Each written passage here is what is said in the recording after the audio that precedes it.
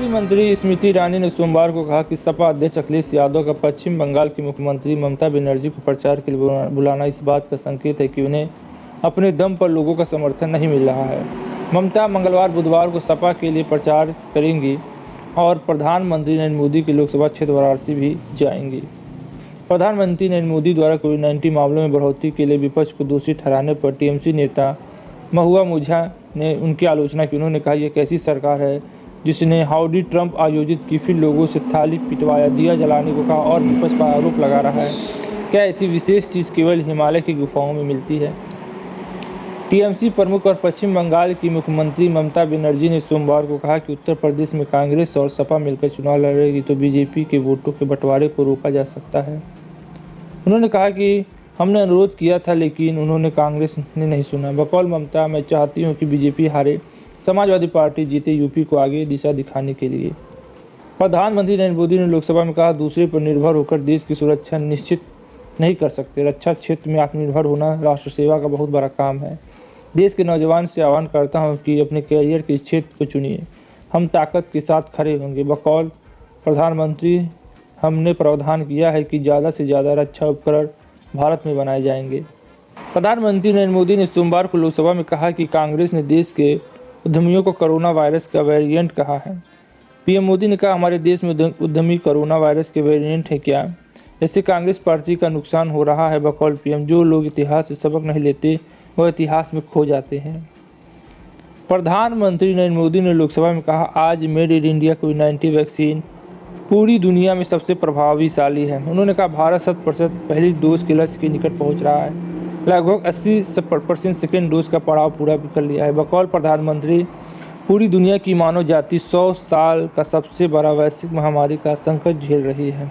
प्रधानमंत्री नरेंद्र मोदी ने लोकसभा में कहा, इतने चुनाव हारने के बाद आपके कांग्रेस अहंकार में कोई बदलाव नहीं आया। उन्होंने कहा, यूपी, गुजरात, बिहार ने आखिरकार बार करीब 37 साल पहले 1985 में कांग्रेस के लिए वोट किया था। उड़ीसा में 27 साल हुए, वहां एंट्री नहीं मिली। बकौल प्रधानमंत्री, गोवा में 1994 में पूर्ण बहुमत के साथ आप जीते थे। प्रधानमंत्री नरेंद्र मोदी ने लोकसभा में सोमवार को कहा, कांग्रेस ने मन बना लिया है कि अगले 100 साल तक सत्ता में नहीं आना है। उन्होंने कहा, इस बार अधीर रंजन जी बहुत शोर सुन रहे हैं, चलिए मौका मैं भी ले लूँ। वे मगरूर है, खुद ही समझ पर बहतिया। उन्होंने आईना मत दिखा हुआ, आईने को भी तोड़ देंगे। उत्तर प्रदेश के विधानसभा चुनाव के लिए समाजवादी पार्टी ने 24 और प्रत्याशियों की सूची जारी की। सपा ने मुख्यमंत्री योगी आदित्यनाथ के खिलाफ गोरखपुर सीट से सभावती शुक्ल को चुनाव मैदान में उतारा है, जबकि आजमगढ़ के मुबारक से अखिलेश यादव, वाराणसी दक्षिण से किशन दीक्षित और सेवापुरी से सुरेंद्र सिंह पटेल को टिकट दिया गया है। मणिपुर के मुख्यमंत्री एन बीरेन सिंह के दामाद और सागोलबंद ने बीजेपी उम्मीदवार राजकुमार इमो सिंह के चुनावी हलफनामे के अनुसार राजकुमार के पास मुख्यमंत्री के करीब 5 गुना अधिक संपत्ति है। राजकुमार के पास 5.10 करोड़ से अधिक मूल्य की संपत्ति, जबकि मुख्यमंत्री सिंह के पास 1.08 करोड़ से अधिक मूल्य की संपत्ति के मालिक हैं। AIMIM प्रमुख ओवैसी की कार पर हुए हमले को लेकर राज्यसभा के गृह मंत्री अमित शाह ने कहा, ओवैसी को हापुड़ में कोई पूर्व निर्धारित कार्यक्रम नहीं था। उनके मूवमेंट के बारे में जिला नियंत्रण कक्ष को कोई सूचना नहीं भेजी गई थी। बकौल शाह, हमले की जांच की जा रही है, उनसे आग्रह है कि जेड सुरक्षा ले लें। अपने बयानों को लेकर सुर्खियों में अक्सर रहने वाले बैरिया उत्तर प्रदेश के विधायक सुरेंद्र सिंह का बीजेपी के विधानसभा चुनाव का टिकट काट दिया गया है, जिसके बाद सिंह ने निर्दलीय चुनाव लड़ने का ऐलान किया है। सिंह ने मार्च 2021 में कहा था, भगवान चाहेगा तो आप बहुत जल्द सुनेंगे कि ताजमहल भी राम महल हो गया है। आम आदमी पार्टी के राष्ट्रीय संयोजक अरविंद केजरीवाल ने हरिद्वार के विधानसभा चुनाव को लेकर 10 सूत्रीय एजेंडा जारी किया है।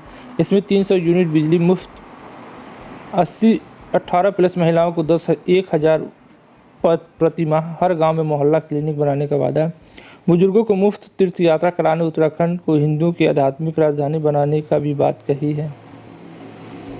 राज्यसभा में कांग्रेस सांसद आनंद शर्मा ने राष्ट्रपति के अभिभाषण को लेकर कहा, अभिभाषण में उम्मीद की जाती है कि वास्तविक स्थिति के बारे में ईमानदारी से देश को अवगत कराया जाए और जो कमियां हैं उनको सुधार किया जाए। बकौल शर्मा, दुर्भाग्यपूर्ण है कि उनकी चर्चा नहीं है, यह निराशाजनक है। वो ज़मीनी हकीकत और चुनौती को नज़रअंदाज करता है। तो आज के लिए बस इतना ही, फिर मिलते हैं नई वीडियो में। जय हिंद, जय भारत।